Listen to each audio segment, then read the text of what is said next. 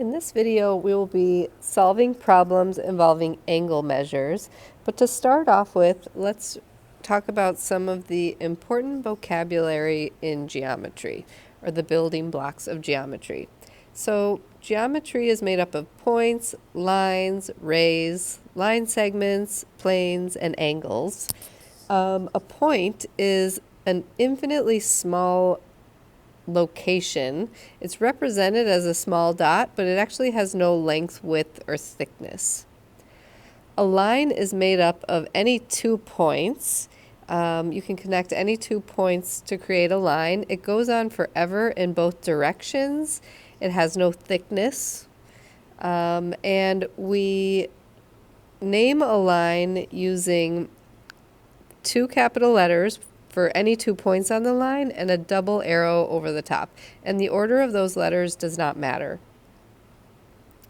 A ray has one endpoint and it extends infinitely in one direction.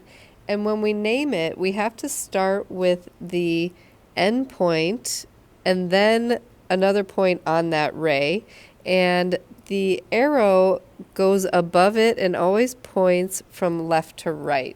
So we would not call this ray, for example, BA with the arrow going the other way. We don't do that. A line segment is a portion of a line connected between 2 points. So it has 2 endpoints. And when we name it, we put the 2 capital letters for 2 points at the end points, and the order of those letters doesn't matter. So this could be segment AB or BA, and notice it's just a straight line over the top, no arrows or dots on that line. A plane is a flat surface with no thickness and no boundaries. So imagine if you had a piece of paper that went on forever. That would be a plane. And an angle is made up of 2 rays with a common endpoint. So that common endpoint we call the vertex, and the 2 rays are called the sides of the angle. And when we name an angle, you can either use just the vertex, or you can use 3 points, but the vertex needs to be the middle point. So we could call this angle CBA or angle ABC, but notice B has to be in the middle. When we talk about the measure of an angle, we put a little M in front of that angle symbol. So let's say, for example, the measure of this angle is 35 degrees. I would write a little M and then the angle symbol, which is like a capital L that gets squished a little bit. The measure of angle ABC equals 35 degrees. And so again, that M is the measure of.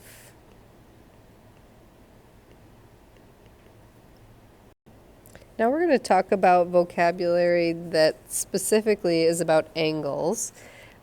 We can classify angles using the words acute, obtuse, right, and straight. So this is how we classify angles. An acute angle is an angle whose measure is less than 90 degrees. So this would be an example of an angle that is acute. An obtuse angle is, its measure is more than 90 but less than 180. So it's wider than a right angle.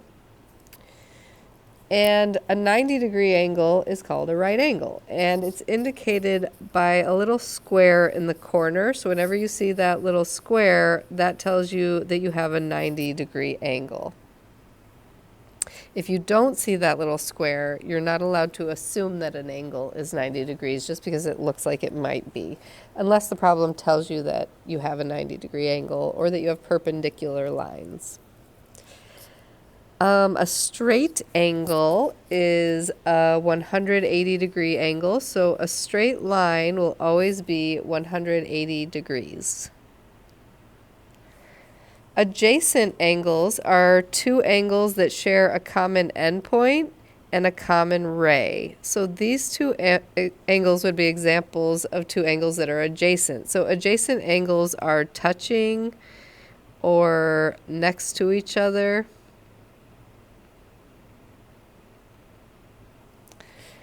And complementary angles are angles whose measures have a sum of 90 degrees. So if you have two angles that form a right angle, we call those complementary angles.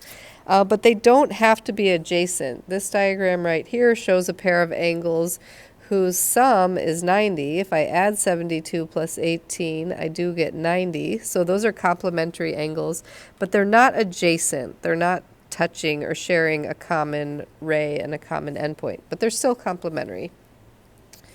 Supplementary angles are angles whose sum is 180 degrees, and again, they do not have to be adjacent.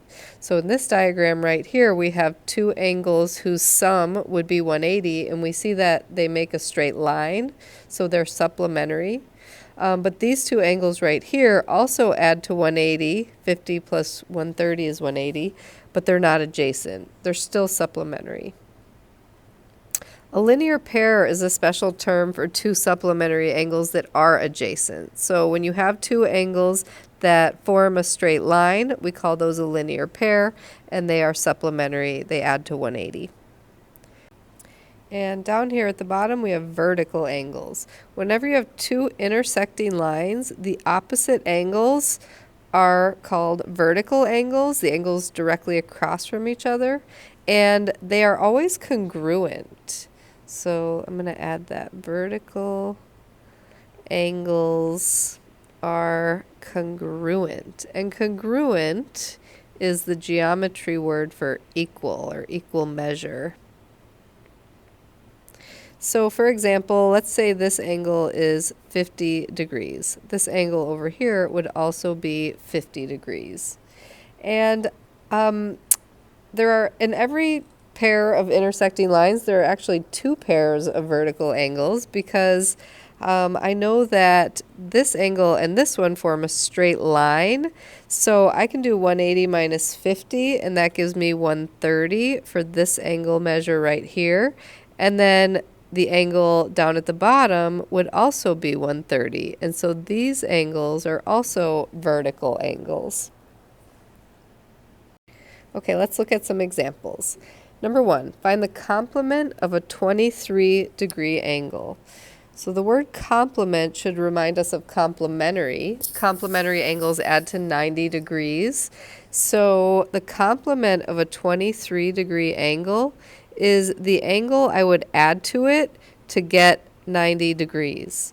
So 23 plus what equals 90? And to do that, I'm going to do 90 minus 23, which is 67. So a 67-degree angle is the complement of a 23-degree angle because together they add to 90. Number two, find the supplement of a 23-degree angle. So supplementary angles add to 180.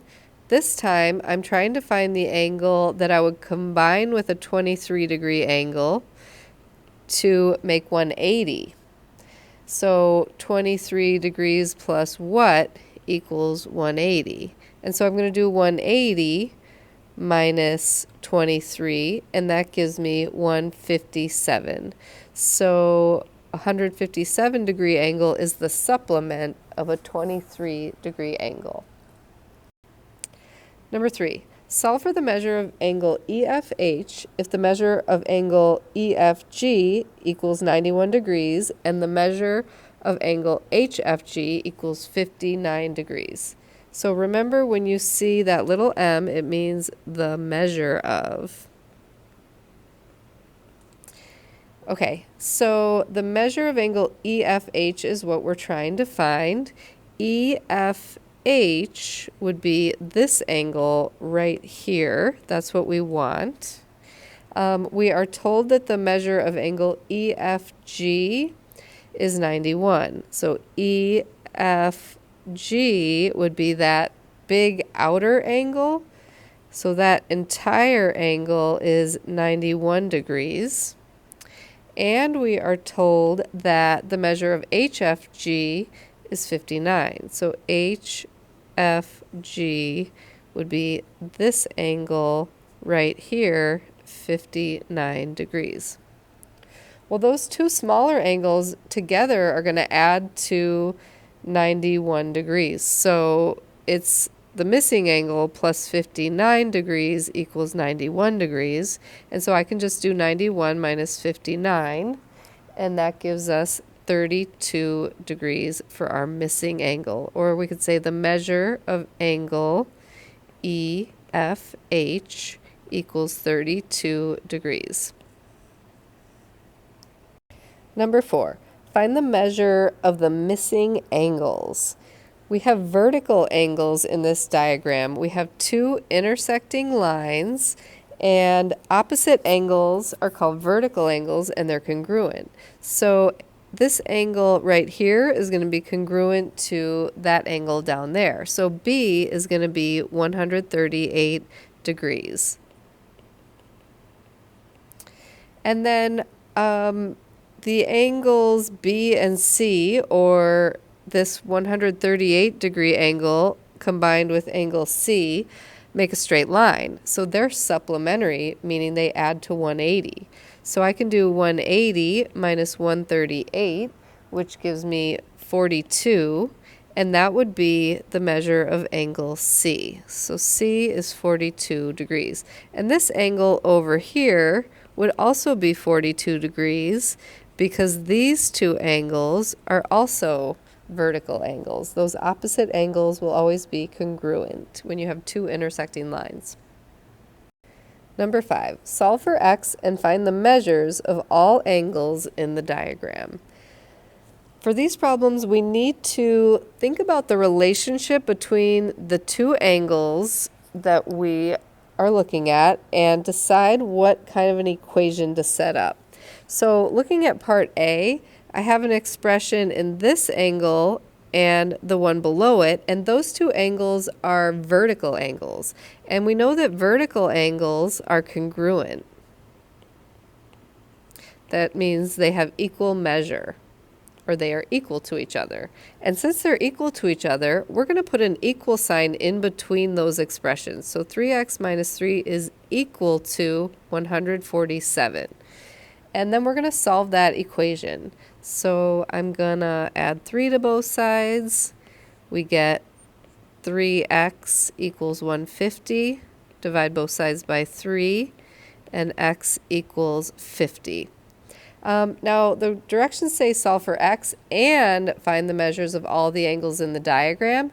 So to find the measures of the angles, I'm going to plug 50 back into those expressions. Well, I'm going to plug 50 in for x right here. So I get 3 times 50 minus 3.